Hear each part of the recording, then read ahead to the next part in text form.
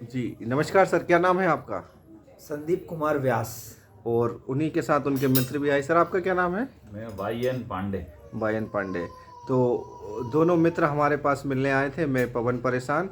और तो व्यास जी, आप बताइए आपको कैसा लगा मिलकर, और आपने केमिकल फ्री खेती शुरू करना चाहते हैं तो उसके विचार भी आप बताइए, और क्यों करना चाहते हैं वो भी बताइए।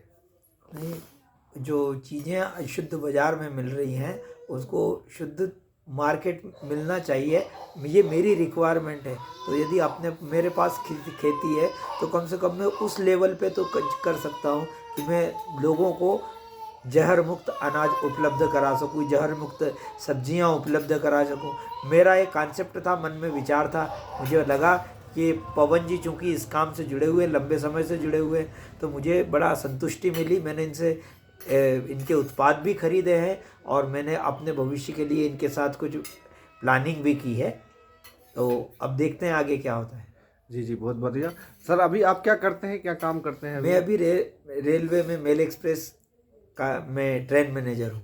अच्छा, और आपका अगले साल रिटायरमेंट मेरा है? अगले साल रिटायरमेंट है। रिटायरमेंट के बाद में फुल फ्लैश खेती का काम, लेकिन उसको जहर मुक्त करके करना चाह रहा हूँ। चलिए, बहुत अच्छी मतलब नज़रिया है आपका कि आप भविष्य के बारे में सोच रहे हैं। और सबसे अच्छी बात है कि अपने भोजन के बारे में सोच रहे हैं, जो कि आजकल कोई नहीं सोच रहा है। ये बहुत अच्छी बात है। तो हमारी शुभकामना है, और आप इस काम में सफल हो उसकी हम आशा करते हैं।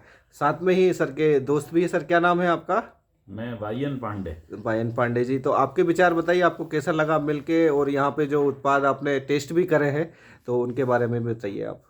लंबे समय से ये जहर वाली जो खेती हो रही है, जिसमें अपने फायदे के लिए लोग लगातार जहर मिलाते जा रहे हैं, और वो कहीं ना कहीं किसी न किसी रूप में समाज में एक बीमारी जो नहीं होनी चाहिए वो लगातार लोगों में, छोटे छोटे बच्चों में भी पैदा होती जा रही है। सब्जी भाजी से लेके सारा राशन जो आ रहा है वो सारा जहर युक्त आ रहा है। लेकिन मुझे मेरे मित्र व्यास जी के द्वारा पता चला कि पवन परेशान जी जहर मुक्त खेती कर रहे हैं, ऑर्गेनिक खेती कर रहे हैं। तो मेरा भी मन हुआ कि बहुत समय से इस बारे में किसी को देखा जाए, तो मैं इनके साथ यहाँ आया, और न केवल देखा बल्कि आज इनके द्वारा स्वाद भी चखा।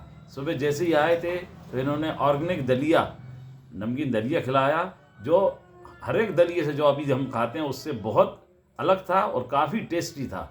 अभी जाते जाते, अब हम जाने की तैयारी थी लेकिन इन्होंने, काफ़ी समय हो गया था, तो इन्होंने खिचड़ी भी बनवाई है, जो इनके खुद के खेत से बने हुए चावल हैं, और दाल भी इनके यहाँ की है, जो बहुत ही टेस्टी, मतलब अलग स्वाद इसका देखने को मिला।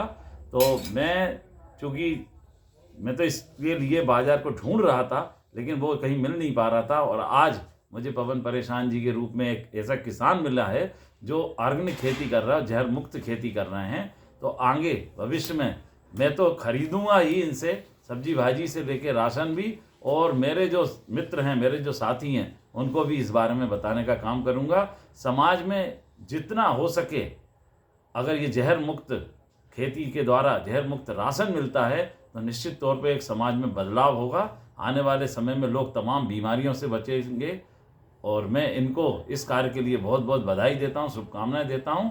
और आगे भविष्य में पूरा हिंदुस्तान जहर मुक्त खेती की ओर बढ़े, ऐसी आशा करता हूँ। चलिए, बहुत बहुत धन्यवाद आपका भी पांडे जी। तो ये थे।